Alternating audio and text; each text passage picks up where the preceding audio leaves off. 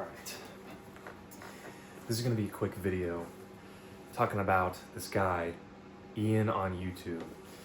Basically, he has this video where he goes over and talks about how at 30 years old, he's still working at 7-Eleven, and he's upset about it.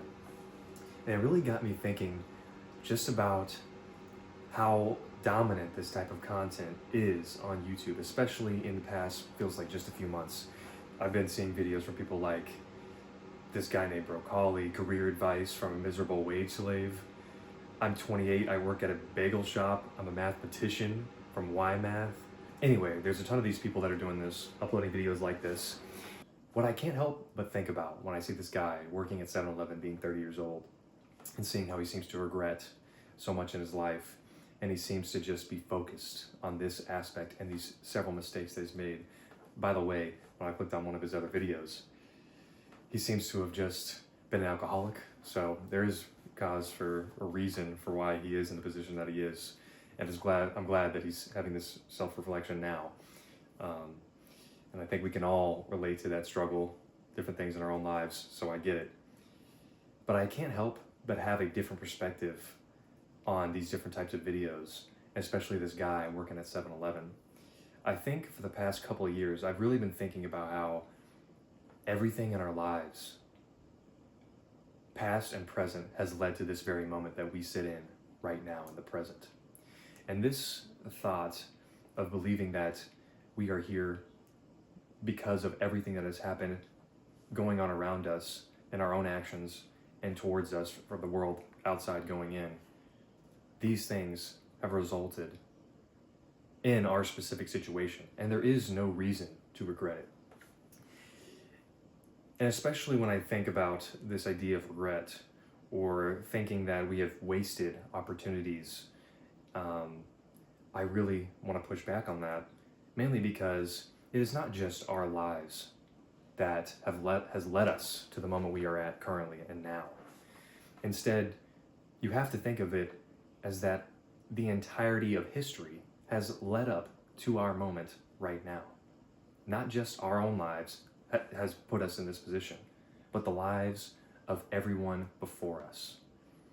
Either if you want to look at from the Christian perspective, whether it be starting from Adam and Eve, or from the atheist perspective of evolution and Darwinian evolution in particular, all of those lives and moments and battles, lost and won, have led to this right now.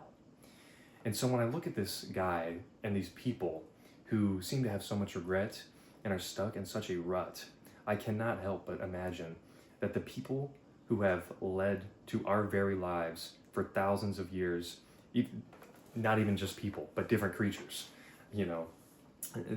side tangent, but now I'm imagining an amphibian or something in the water looking down on me now, thinking I'm such an idiot. But the thing is, I just think that there is such a focus on a regret of mistakes that when put into perspective of the entire breadth of how we have gotten here, there is no reason to even think twice about them. To languish on these mistakes and on these ideas and the results that have taken us to the current lives we live is to waste the current moment and opportunity that we exist in now, that has been given to us by ourselves and by everyone before us. Even when I looked into this Ian guy's YouTube channel, he even has a video where he begins to explain the situation of how he got to 7-Eleven. And what's interesting about it is that he explains that he was actually just an alcoholic. I think I actually take comfort in that fact, mainly because he has a reason to be where he is. He has something in his life that he can specifically blame where he has gone wrong. He was an alcoholic. He mentions that I think it was his uncle or something, would consistently give him alcohol when he was a child, and he propped it up as something that was fun or exciting to do daily even. And even when COVID came around, this guy went to the grocery store, just bought tons of alcohol and drank for the entirety of the duration of COVID and lived off money from his job at Starbucks. And I think that being able to look and pinpoint these moments in your life is actually super, super valuable. And that life experience is going to be valuable to other people. Case in point, he got millions of views on his video. And so really when you look at these incredible struggles that people undergo, they end up resulting in something more beautiful, something more valuable. They meld you into something that is completely unique and contributes to the world that we live in a unique and fascinating way. Nietzsche talks of this. Before we get ahead of ourselves though, I'm not trying to justify the mistakes that Ian has made, drinking, leading himself to a life of mediocrity. I actually do think that there is a potential trap there. In fact, I think it may even be possible that Ian is in the exact right spot that he is meant to be, but not in the good way that I'm talking about, how it leads to, the culmination of our lives through these struggles to meld us into the person that we are. It may just be that Ian is in the place he is because he is meant to be there and nothing more. And this is where I start to get into a little bit of a black pill. And basically, there's actually a lot of scientific data that backs up the fact that most of us will live mediocre lives. And you can look at things like IQ, you can look at these different graphs about performance. You just look at, you can just think about the average income of the individual family or the individual itself. There's averages. And you either fall to the right or to the left of the averages, but the vast majority of us fall in the center on a bell curve. And that results in basically typical average situations.